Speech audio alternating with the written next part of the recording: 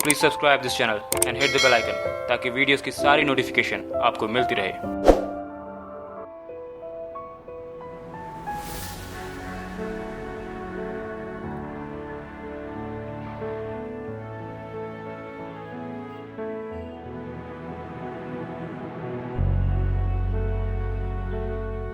तो शुभ प्रभात कर्नाटक से। एक्चुअली मैं बादामी पहुंच चुका हूं। बादामी कर्नाटक का एक ज़िला है, बागलकोट, वहां पड़ता है। और बादामी आने का कारण यही है कि यहाँ पे बादामी केव्स हैं। एक समय में भारत के सबसे बड़े सम्राटों की राजधानी हुआ करती थी बादामी, मगर थोड़ा सा अंडर डेवलप है क्योंकि छोटी सी तालुका है सिर्फ, और तकरीबन 34 किलोमीटर बागलकोट से पड़ता है। और ये रहा बागलकोट का बादामी का एक बस स्टैंड। तो बादामी का जो रेलवे स्टेशन है वो यहाँ से तकरीबन 4 किलोमीटर दूर है। और अगर आप आना चाहते हैं बस स्टैंड तो सिर्फ 10 रुपये पड़ता है। 10 रुपये में अगर आप शेयरिंग करेंगे तभी पड़ेगा, नहीं तो अकेले में 50 रुपये पड़ेगा। और ये रहा बस स्टैंड, पीछे से आ रही बसें। यहाँ से तकरीबन 1 से 2 किलोमीटर आपको पड़ जाएगा यहाँ पे केव, जो कि एक यूनेस्को वर्ल्ड हेरिटेज साइट बनने की लिस्ट में कैंडिडेट है। यहाँ से पट्टाडकाल तकरीबन 24 से 25 किलोमीटर पड़ता है। तो पट्टाडकाल जो ग्रुप ऑफ मोनूमेंट या ग्रुप ऑफ टेम्पल है वो एक्चुअली में है यूनेस्को वर्ल्ड हेरिटेज साइट। और अभी फ़िलहाल बादामी जो केव्स है वो लिस्ट में है कि भाई आगे चल के यहाँ यूनेस्को वर्ल्ड हेरिटेज साइट दे दिया जाए। खैर, ऊपर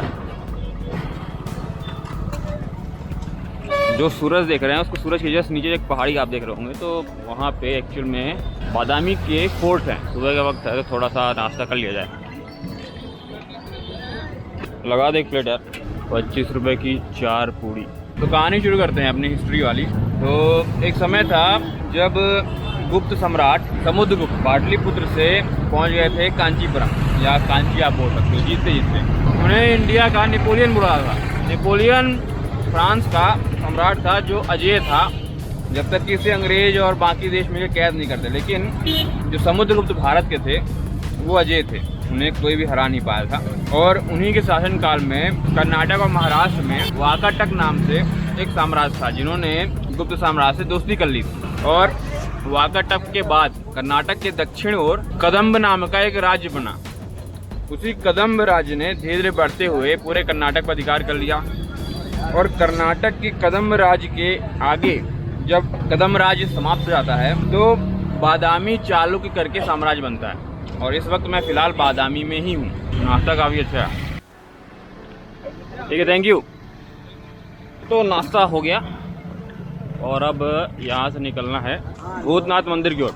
तो जो कहानी मैंने शुरू की थी कि यहाँ पे बादामी चालुक्यों का शासन हुआ था कदम्ब के समाप्त होने के बाद, तो अब फ़िलहाल हम लोग उसी रास्ते पे जा रहे हैं। तो यहाँ पे पट्टाडकाल करके स्थान है, जहाँ पे जो कि यूनेस्को वर्ल्ड हेरिटेज साइट है, यहाँ से तकरीबन 24 किलोमीटर दूर। लेकिन बादामी अगर आप आते हैं तो आपको यहाँ से टैक्सी वगैरह करनी पड़ेगी पट्टाडकाल जाने के लिए। यहाँ पे कंटिन्यू रेगुलर आपको यहाँ से बस वगैरह है। खैर, यहाँ पे जो टूरिज्म की बसें हैं कर्नाटक स्टेट वाली वो चलती थी, लेकिन फिलहाल अभी बंद है, पता नहीं क्यों। इसलिए मैं पट्टाडकाल फिलहाल नहीं जा रहा हूँ, क्योंकि अभी यहाँ पे जो बादामी केव्स हैं वो भी उतनी ही फेमस है। दूसरा यहाँ पे जो भूतनाथ मंदिर वो तकरीबन 7वीं से लेकर 12वीं शताब्दी तक बना था, तो उसको भी देखना है। खैर, बादामी जो चालुक्य हैं उनके जो प्रथम और सबसे बढ़िया राजा थे या सम्राट आप उनको बोल सकते हैं, वो थे पुलकेशिन द्वितीय। तो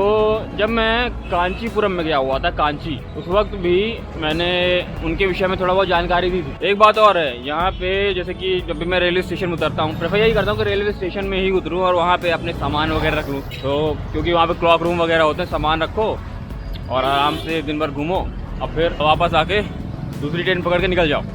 लेकिन यहाँ पे क्लॉक रूम अभी फ़िलहाल अवेलेबल नहीं है, स्टाफ की कमी कारण यहाँ से निकल जा रहा हूँ। अच्छा, अच्छी बात यह है कि मैं जब नाश्ता कर रहा था वहाँ मेंशन करना मैं भूल गया। वो एक्चुअली वहाँ पे एक महानुभाव मिल गए, तो उन्होंने मुझे फ्री में नाश्ता करा दिया।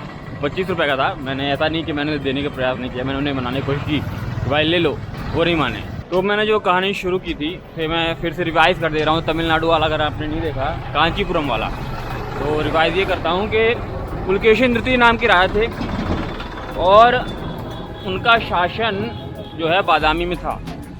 अब उनके शासन में जो बॉर्डर एरिया है वो लगातार फैलने लगा कि भाई चलो अब कर्नाटक से आगे निकलते हैं, महाराष्ट्र को भी कब्जाते हैं, आंध्र प्रदेश को भी, तेलंगाना को भी, नीचे साइड जाके केरला को भी, तमिलनाडु को वगैरह वगैरह। लेकिन ऊपर उस वक्त भारत के सबसे प्रतापी सम्राट यानी सम्राट हर्षवर्धन शासन कर रहे थे कन्नौज पे, और उस वक्त कन्नौज एक कैपिटल हो गई थी इंडिया की पाटलिपुत्र से।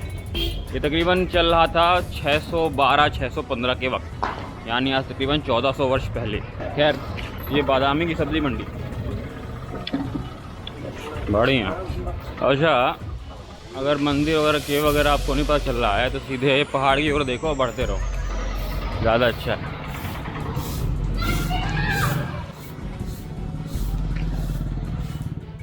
यहाँ पे काफ़ी सारी मूर्तियाँ हैं। तो पुलकेशिन ने किया कि नागपुर के आसपास के क्षेत्रों पे कब्जा कर लिया। नागपुर बोलता हूँ, हाँ नागपुर हो गया, यहाँ से नासिक हो गया। तो जहाँ जहाँ गोदावरी नदियाँ जाती हैं उनके ऊपर भी वो रेड करने लगे, और रेड करते करते पहुँच गए मध्य प्रदेश, जहाँ से बहती है नर्मदा नदी। कई बार क्लैश हुए छोटे मोटे, तो वो क्लैश आगे चल के बड़े वॉर में बदलने वाला था। तो हर्षवर्धन अपनी सेना उत्तर प्रदेश से लेकिन नर्मदा के तट पर पहुँचे, और इधर पुलकेशिन अपनी फ़ौज लेके नर्मदा के तट पे, साउथ से नर्मदा और नॉर्थ से नर्मदा, दोनों के बीच लड़ाई हुई। तकरीबन कहते हैं कि 615 के आसपास हुई। कुछ लोग का ऐसा ही मानना है कि 619-618 के बीच में भी हुई।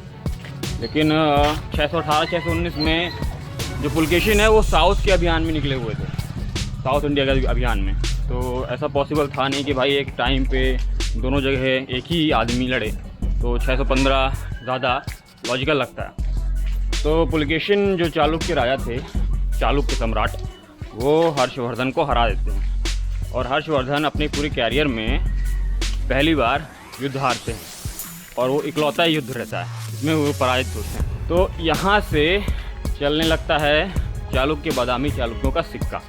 अब भारत में सर्वाधिक शक्तिशाली पुलकेशिन द्वितीय यानी बादामी चालुक्य हो गए, मगर अभी स्वर्ण युग चालुक्यों का आना बाकी था। ये पूरे अंदर वाली गलियाँ ही गलियाँ।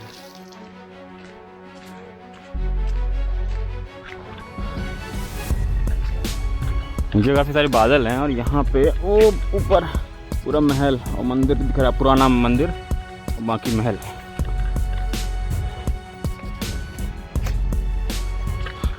तो बाकी की इन्फॉर्मेशन बाद में। ये था बादामी का छोटा सा इंट्रो। होप आपको ये छोटा सा वीडियो पसंद आया हो। तो मिलते हैं नेक्स्ट विजिट में। तब तक अपने परिवार का ख्याल रखिए। जय हिंद, जय भारत।